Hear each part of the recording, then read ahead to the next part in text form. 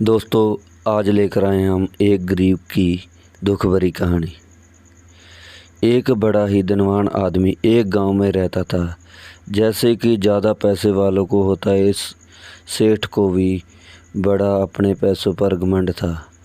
वह जिस गांव में रहता था वहां पर ज़्यादातर लोग किसान थे। इन सभी किसानों के पास इतनी ज़मीन थी जिससे ज़्यादा दुगनी ज़मीन उन सेठ के पास थी।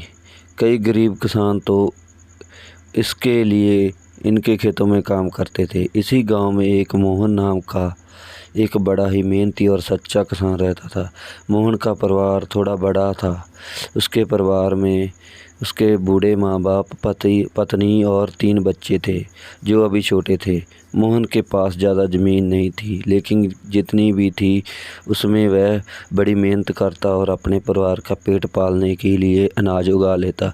बाकी के किसान भी ये देखकर हैरान रह जाते कि कोई कैसे इतनी सी ज़मीन में इतना ज़्यादा फसल उगा सकता है। एक वर्ष उस गांव में काफ़ी ज़्यादा बारिश हुई, जिसके चलते किसानों की फसलें बर्बाद हो गई, जिसमें मोहन भी था। मोहन धर्म संकट में पड़ गया। उसके परिवार के उसे अलावा और को कमाने वाला कोई न था। वो अपने परिवार को भूखा मरते हुए नहीं देख सकता था। वह जानता था कि इस गांव में अगर कोई उसकी मदद कर सकता था वह है घमंडी सेठ, जिसने गांव के कई अन्य गरीबों को कर्जा दिया हुआ है, जहाँ तो फिर अपने खेतों में काम दिया। हाथ पर हाथ धरे बैठे रहने के बजाय इसने इस सेठ के पास जाने का फैसला किया और एक दिन उसके पास पहुंच गया। सेठ के पास पहुंचकर मोहन बोला, सेठ जी, आपकी बहुत मेहरबानी होगी जी, अगर आप हमें थोड़ा कर्ज दे दो, जहाँ फिर हमें अपने खेतों में काम दे दो, ता जो हमारे परिवार का 2 वक्त में पेट भर सके। घमंडी सेठ को इन बातों से कोई मतलब ना था, लेकिन गांव के सारे लोगों की तरह वह भी जानता था कि मोहन कितना मेहनती है और जिस खेत में भी काम करेगा वो दुगनी फसल उगा सकता है। सेठ ने सोचा कि अगर इसे मैं पैसे दूंगा तो शायद इस स्थिति में नहीं है वापस कर सके, लेकिन अगर मैं इसे अपने खेतों में काम करवाता हूँ तो दुगना फ़ायदा होगा।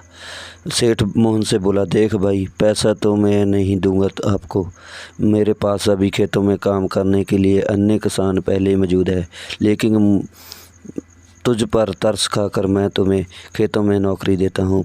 बाकी किसानों को 300 देता हूँ, मैं तुम्हें 200 दो पाऊँगा। मरता हो क्या ना करता। मोहन ने सेठ की शर्त मान ली और उसकी यहाँ खेतों में काम करना शुरू कर दिया। 2 महीनों तक सेठ के यहाँ खेतों में जाकर बड़ी मेहनत करता। देखते देखते 4 महीनों का काम उसने 2 महीनों में ख़त्म कर दिया। सेठ ने उसके काम की खुशी ना ज़ाहिर की, लेकिन कभी उसके सामने ना की। देखते देखते खेतों का काम ख़त्म हो चुका था। मोहन को निकालने के बारे में सेठ ने सोच दिया। 2 महीने का पैसा बच जाएगा। सेठ ने 2 महीनों का पैसा बचाने के लिए उसको निकालने का फ़ैसला किया। फिर उसको विचार आया कि दोबारा ऐसा मेहनती आदमी हमें कहाँ मिलेगा। फिर उसको विचार आया, क्या ये अगले साल हमको फिर काम पर रख लूँगा। एक दिन सेठ ने मोहन को अपने पास बुलाकर उसे अगले दिन का आने से मना कर दिया। आने की ज़रूरत नहीं कह दिया, अब मेरे पास काम नहीं है, कोई काम नहीं बचा आपके लिए, मैं तुम्हें जब काम आएगा मैं तुम्हें बुला लूँगा। ये सुनकर मोहन का दिल बैठ गया। पिछले 2 महीनों से ही कम ही सही बच्चों का पेट तो भर रहा था, अब वह क्या करेगा। यही सोचकर उसकी आंखों में आंसू निकल आए। मोहन ने सेठ के पैर पकड़ लिए और गिड़गिड़ाने लगा, मुझे इस काम की बहुत ज़रूरत है, मुझे मत निकालिए। अपने मतवल से मतवल रखने वाला सेठ टस से मस ना हुआ। उसने खरी खोटी सुनाकर उसे को वहाँ से चलने के लिए कह गए और मन ही मन 2 महीने की तनख्वाह बचने के बारे में सोचने लगा। अगले दिन सेठ ने अपने आंगन में देखा कि मोहन उनके आंगन में बैठा हुआ है। सेठ ने उसको अपने पास बुलाकर पूछा, क्या तुम यहाँ क्यों आए हो। तो मोहन ने बोला कि हमें इस काम की बहुत ज़रूरत है, हमें काम पर रख लीजिए। लेकिन सेठ ने उनको एक खरी खोटी सुनाकर वहाँ से फिर भगा दिया और अगले दिन फिर यही घटना दोहराई गई। मोहन फिर सेठ के आंगन में बैठ गया था। सेठ उससे वहाँ से जाने के लिए कहा और तब तो मोहन सेठ के निकालने से भी यहाँ से नहीं जाता था। सेठ ने मोहन से पूछा, तुम कैसे आदमी हो? मैं तुम्हारा इतना अपमान करता हूँ लेकिन तुम्हें फ़र्क नहीं पड़ता। तब मोहन ने बोला, सेठ फ़र्क तो पड़ता है, लेकिन जब घर जाता हूँ तो और बिलकते हुए बच्चे और माँ बाप को देखता हूँ तब अपमान मुझे नहीं लगता। इतना सब कुछ होने के बाद भी सेठ का दिल पत्थर का बना हुआ था।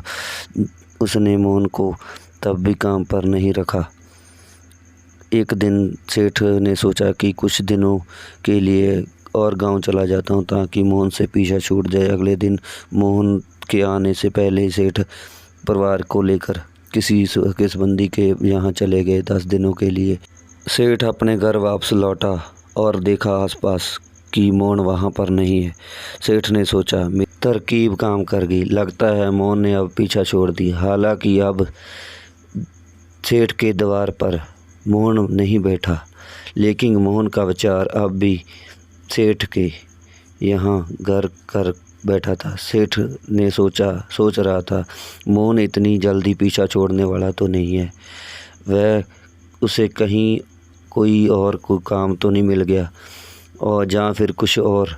ये विचारों ने सेठ को बेचैन कर दिया। आखिरकार सेठ को मोहन की खबर लेने के लिए गांव में जाना पड़ा।